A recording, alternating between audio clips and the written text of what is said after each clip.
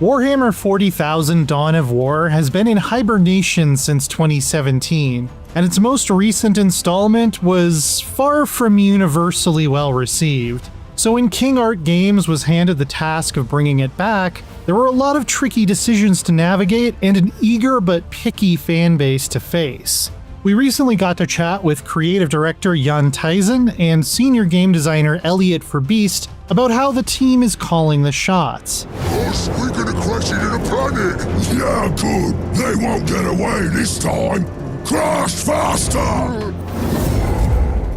It was King Art's previous game, Iron Harvest, that seemed to catch the attention of someone at Games Workshop. And it's not too difficult to see why, if you look at its big, stompy robots. So we were working on Iron Harvest, our previous game, an RTS game as well. And that was a Kickstarter game, so we were very open about the development, right? And we showed a lot of stuff we can do with, you know, the engine and what we do in terms of art and so on. And someone at Games Workshop must have seen that, and they basically contacted us and asked, you know, if you would work, you know, if we would do a Dawn of War 4, you know, what would you do basically?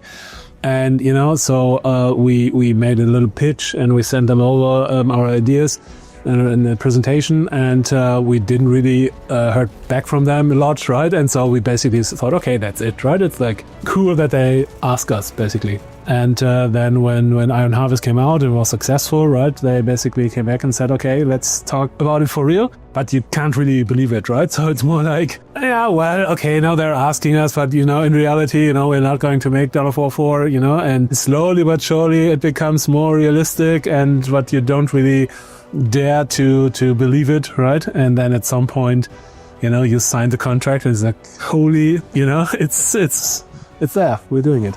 For many, myself included, Dawn of War was the gateway to the whole Warhammer 40,000 universe, and King Art hopes that this next installment might be as well. It's a sprawling and sometimes convoluted setting, so that's not exactly a straightforward task. A lot of people say, okay, Dawn of War, yes, that was like, you know, the first time I really interacted with Warhammer.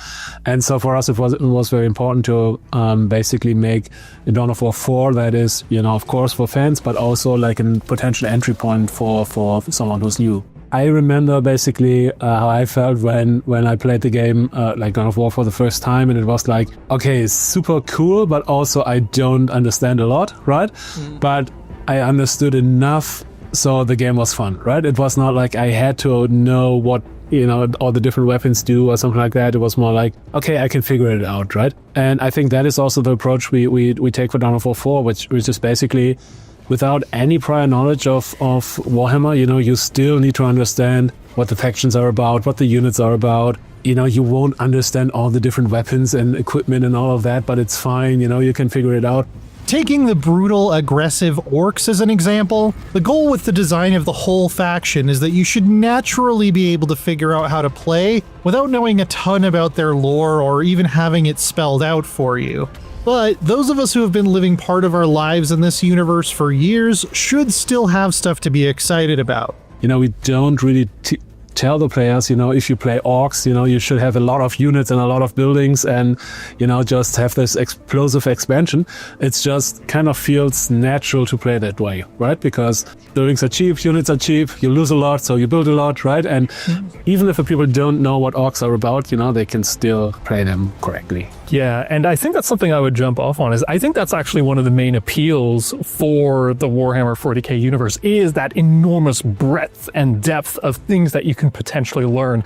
It's definitely one of the things that attracted me to it, was that, okay, sure, of course, like there is a surface level understanding of it that you can introduce to the game, for example, through a story or a campaign that kind of gets you into that world, essentially, but there's so much more to it, and I think that promise of, hey, there's much more going on beneath the surface, I think is what attracts so many fans to it. And I think that's also how you can serve both fans old and new, is that you introduce a story, something to help onboard players into this world, but you have enough detail and other things within that signal to like more established, more veteran fans of the universe of like, hey, we are aware of this and we speak the same language, we have the same understanding here. But even within the Dawn of War envelope, there are different players bringing different expectations to the table. Dawn of War 1 was more of a traditional basecraft RTS like StarCraft. Dawn of War 2 put the focus more on upgrading a few elite squads, almost like an RPG. And Dawn of War 3 was, well, I try not to think about it too much, but even it had its fans apparently. So deciding what Dawn of War 4 was going to be in context of the previous games was a judgment call all its own. I mean, that was definitely one of the big questions at the beginning, right? Basically, okay, what is a Dawn of War game, right? Because Dawn of War 1 and 2, at least, everybody, at least at the company, really loves, but they're very different games, right? And, you can say, okay, maybe we can make a kind of, best of both of those, but we're not sure that actually works, right? And so in the end, we said, okay, we have to go with one of them, and we said ultimately, okay, let's go a little bit back to the roots, right? Let's do Dawn of War 1, basically, or our version or our interpretation of Dawn of War 1. Let's see if something from Dawn of War 2 or even 3 works with that, right? And if it does, sure, then let's put it in. But, Dawn of War 1 was clearly like our guiding star.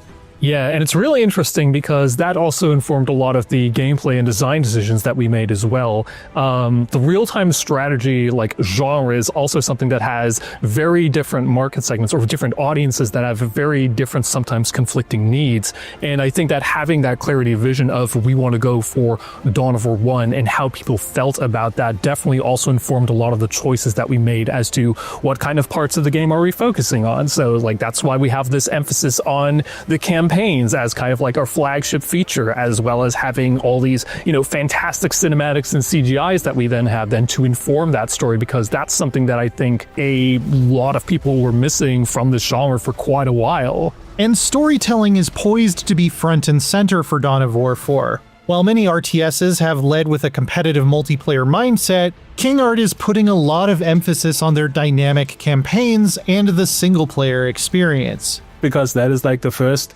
big decision we made was basically, okay, if we, do a Dawn of War 4, we want 4 factions back and not only 3. And if we have 4 factions, we really would like to tell a story for each of the factions, right? And then all of the 4 campaigns have this overarching story, basically. And for us, that just felt, like a natural thing we wanted to do, because we like campaigns. We know that a lot of RTS players like campaigns. And so let's really focus on that. And then, we made our lives even harder because we decided, okay, let's maybe also have the campaigns be a little bit non-linear, so there are things like you can pick which of the orc bosses you want to play, for example, or, there are missions that are mutually exclusive, right? Or things that, you can optionally do and so on. So for us, it's like this, the campaign is like the heart of the whole thing. And that has to work. But of course, then also we have multiplayer and we have Last Stand and so on. So we have, enough stuff for multiplayer fans as well. If you're interested to hear more about the non-linear aspects of the Orc campaign, keep an eye out for our hands-on preview later this month. Then be sure to check out all of our other Dawn of War 4 coverage as part of IGN First, including the Orc cinematic trailer. And for everything else, keep it right here on IGN. Gorgon's trapped ya! Now you're gonna die!